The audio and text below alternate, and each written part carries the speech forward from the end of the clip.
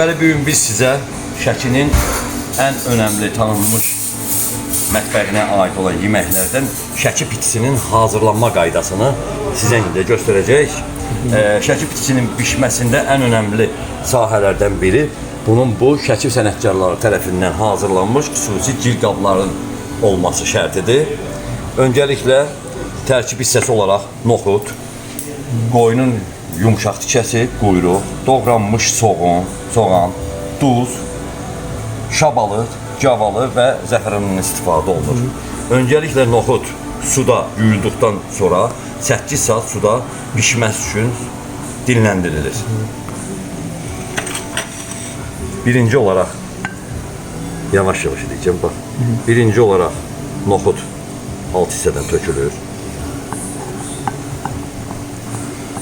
Doğranmış soğan istəyə görə artırıla da bilər.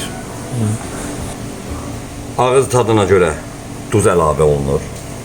Bunun göy tikələri altdan.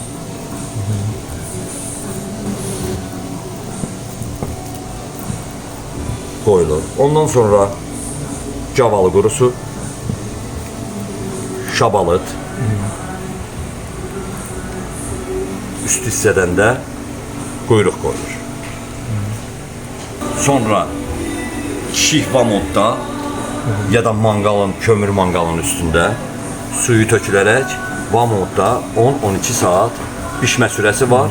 Təbii ki, suyu tökəndən sonra bunun ətin kəfini alırıq və yenidən su əlavə edərək səngin odda, vamodda bunu 8-10 saat arası bişmə sürəsi olur. Quyruğun qızarlıq bişmə ana çatanda stola verməmişdən qabaq bunun üzərinə də zəfəran tökülür. İndi biz sizə onun hazır vəziyyətində göstərəcəyik.